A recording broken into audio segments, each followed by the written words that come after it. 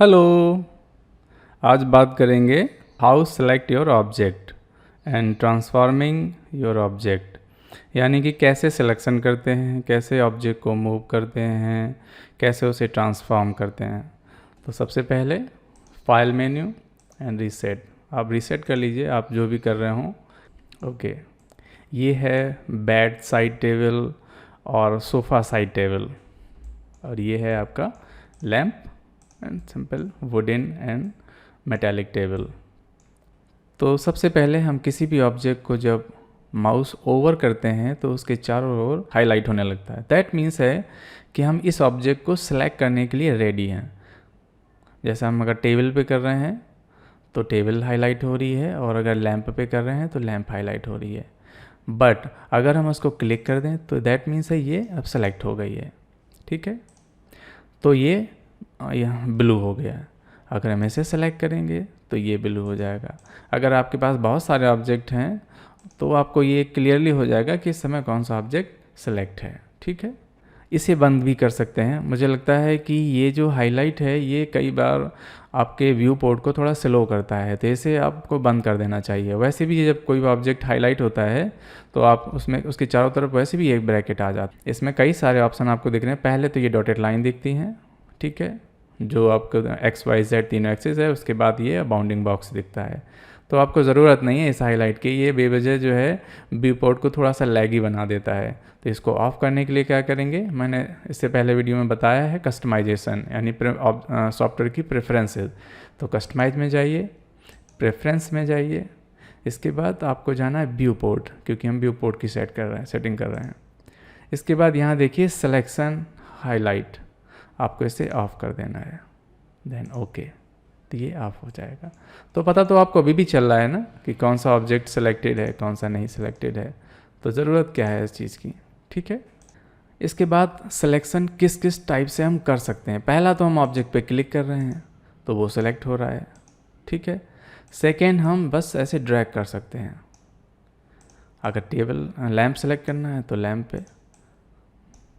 ठीक है, ये दो ऑप्शन हो गए। दूसरा चीज़ है, अगर आपके पास बहुत सारे ऑब्जेक्ट हैं, हम टी पॉट बना लेते हैं। ठीक है, सेकेंड ऑप्शन है आपका सिलेक्ट बाय नेम। अगर आप ऑब्जेक्ट बनाते हैं और यहाँ पे आपका मॉडिफाई पैनल में जाएंगे तो उसका नेम शो होगा। ये देख रहे हैं, तो आपको इसको क्लिक करना है और आपको यहाँ क्लिक करना है, जिसको भी सिलेक्ट करना है। बट ये तभी पॉसिबल है जब आप हर ऑब्जेक्ट का पर्टिकुलर, सपोज करिए ये आपकी साइड टेबल है तो आप इसमें टाइप करके इसका नेम बदल दीजिए।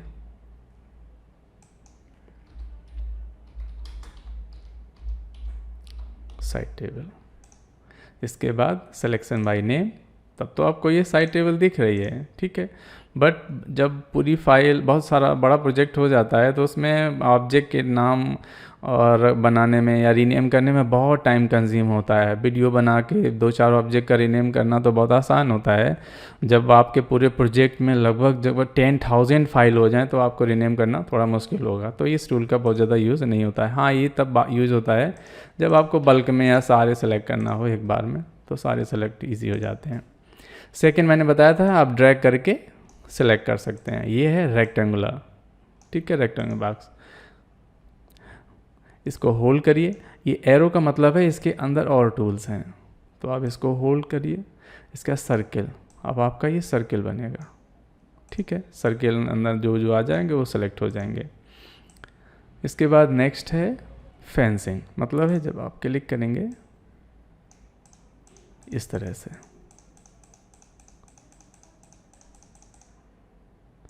ये बच गई। ठीक है, इसके बाद नेक्स्ट ऑप्शन है लेसो टूल, कई सॉफ्टवेयर में होगा इस तरह से। ठीक, एंड स्प्रे टूल, हालांकि इन सब की ज़रूरत नहीं पड़ती है, बस टूल्स दिए हैं यही ठीक है। अदरवाइज़ आप इसको क्लिक करिए, इसको क्लिक करिए। अगर आपको 2 ऑब्जेक्ट क्लिक करना है तो दूसरे सॉफ्टवेयर की तरह कंट्रोल, तो सिंपली आप सिलेक्ट कर सकते हैं। सबसे पहले आप ये ध्यान से देखिए कि जब हम ऑब्जेक्ट सेलेक्ट कर रहे हैं तो आपको ये डॉटेड लाइंस दिख रही हैं, बट बहुत हाईलाइट नहीं है। इसका मतलब है आप सिर्फ सिलेक्शन कर रहे हैं ऑब्जेक्ट का। आप इसे अभी मूव नहीं कर सकते हैं, आप इसे रोटेट नहीं कर सकते हैं, और आप इसे स्केल नहीं कर सकते हैं। इसके बाद आपको टूल लेना है मूव टूल। आपके पास ये 3 टूल हैं, move, rotate and scale tool. Move tool पे क्लिक करिए तो आप देखिए एरो आ गए हैं एक्स, वाई एंड जेड। इसका मतलब है अगर हम इसको पकड़ के इधर मूव करेंगे तो ये एक्स डायरेक्शन में जाएगा।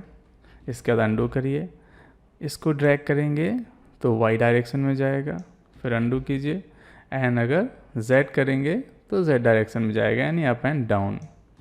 तो ये हैं 3ds Max के 3 एक्सेस।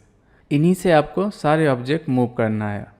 अब सपोज़ करिए आपको ये साइड टेबल आपको थोड़ा साइड में रखना है, तो आपके पास 2 ऑप्शन है। आपको मान लीजिए अब इधर की तरफ मूव करना है और यहाँ पे आपको एक फ़ोटो फ्रेम या कोई बुक या कोई प्रॉप्स रखना है, तो जो स्पेस बनाना होगा, तो आप सबसे पहले एक्स को थोड़ा ड्रैग करेंगे, इसके बाद वाई को करेंगे, ठीक है। या फिर अंडू कीजिए और एक्स और वाई के सेंटर में देखिए ये येलो डॉट आएगा, ठीक है। ये सभी में आएगा। जब आप इसको ऐसे रोटेट करेंगे तो आपका ये Z एंड Y में आएगा। तो आपको क्या करना है, आप ऑर्बिट टूल लीजिए, या फिर मैंने शॉर्टकट बताया था alt press and centre click, तो आप रोटेशन मोड में या ऑर्बिट मोड में आ जाएंगे, एंड सेंटर बटन से आप पैनिंग कर सकते हैं, ठीक है। अब आपको सपोज करिए ये लाइट को लैंप को मूव करना है, तो एक तो तरीका ये है कि आप ऐसे मूव कराइए, ठीक है। या फिर आप इन दोनों के बीच में जो येलो एरिया दिख रहा है, इसका मतलब ये है कि एक्स एंड वाई में आप दोनों डायरेक्शन में फ्रीली जा सकते हैं। इसको पकड़िए और कहीं भी ले जाइए, किसी भी जगह, तो काम थोड़ा इजी हो जाएगा। नेक्स्ट टूल है रोटेट, क्लिक करें। अब आप यहाँ पे भी देखिए सेम उसी टाइप्स के आपके सर्कल बने हुए हैं। अब आप जिस पे ओवर करेंगे वो हाईलाइट हो जाएगा। सपोज़ करिए इसको आप रोटेट करना है तो रोटेट कर सकते हैं, इस डायरेक्शन में जा सकते हैं, अंडू करिए। अब आइए आप स्केल टूल। मैं रिकमेंड करूँगा कि कभी भी स्केल टूल यूज़ मत करिए। इस बॉक्स की हाइट है 2 फुट और लंबाई एंड चौड़ाई है इसकी 5-5 फुट, यानी 60 इंच, ठीक है। अब हम इस ऑब्जेक्ट को पकड़ते हैं एंड स्केल टूल एक्टिवेट करते हैं। अब हमें स्केल करना, अगर हम सेंटर में करते हैं और ड्रैग करते हैं तो ये ऑब्जेक्ट पूरा स्केल होगा एक साथ तीनों डायरेक्शन में, ठीक है। अंडू कर लेते हैं। अगर हम कोई भी एक डायरेक्शन में स्केल करना चाह रहे हैं तो एक डायरेक्शन में स्केल हो जाएगा।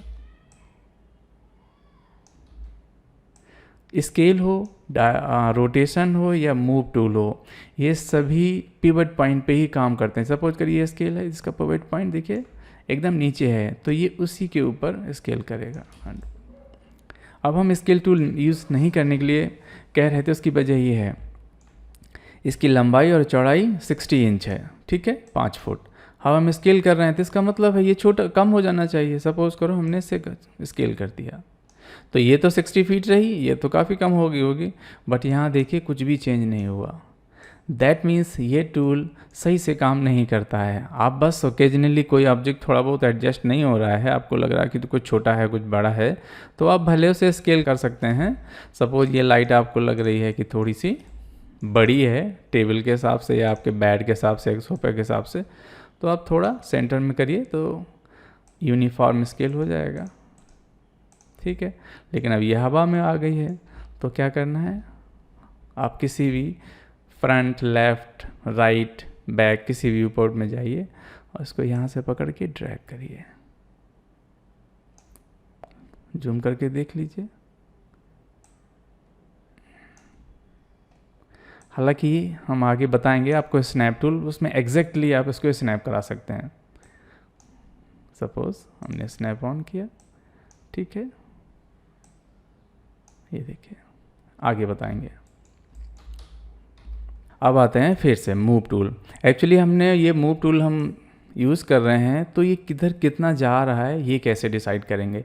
वैसे अंदाजे से आप काम कर सकते हैं, बट जब भी आप पैरामीट्रिक मॉडलिंग कर रहे होंगे, दैट मीन्स है कि आप हर चीज़ स्केल पे कर रहे होंगे। पर्टिकुलर वो चीज़ पता होनी चाहिए कि वो किधर जा रही है और कितना जा रही है। ये चीज़ कैसे पता चलेगी कि इसके 3 ऑप्शन हैं। पहला ऑप्शन है कि इसकी एग्जैक्ट लोकेशन क्या है, वो आपको यहाँ दिख रही है, ठीक है। ये x, ये y एंड ये z। अगर हम यहाँ पे, ये स्पिनर है, अगर यहाँ से हम कुछ भी करते हैं तो ये ऑब्जेक्ट मूव होगा x डायरेक्शन में, ये y डायरेक्शन में एंड ये z। एक तो ये ऑप्शन हो गया। सेकेंड, आप एडिट मेन्यू जाइए and transform tool box, sorry edit menu, transform type in box, यहाँ पे भी देखें। यहाँ पे भी ऑब्जेक्ट की एक्चुअली वैल्यू वही दिख रही है जो आपकी यहाँ पे तीनों में दिख रही है, ठीक है। बट सेकेंड है ऑफसेट वर्ड। अगर ये ऑब्जेक्ट x डायरेक्शन में आपको सिर्फ 2 इंच बढ़ाना है तो आपको x डायरेक्शन मीन्स ये है x, इसमें 2 टाइप करिए एंड एंटर करिए। दैट मीन्स है ये x डायरेक्शन में 2 इंच बढ़ा है। अगर इसे वापस बैक करना है तो आपको एरो इधर की तरफ है, अगर पीछे ले जाना है तो दैट मीन्स माइनस कर रहे हैं, तो आप -2 करिए, एंटर दबाइए।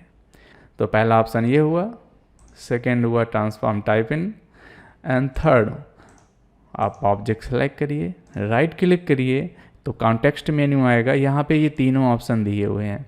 उसके आगे ये बॉक्स है। ये बॉक्स का मतलब है जब आप इनको क्लिक करेंगे तो आपके पास एक पॉपअप बॉक्स खुलेगा इस तरह से। तो जो आपने यहाँ पे किया था वो आपका यहीं फिर से आ जाएगा। ये चीज़ मूव, रोटेशन एंड स्केल तीनों में अप्लाई होती है। रोटेशन पे करेंगे तो सेम वही डायरेक्शन आ जाएगा, आप यहाँ से भी रोटेट कर सकते हैं। इस वीडियो में इतना ही, मिलते हैं नेक्स्ट लेसन में।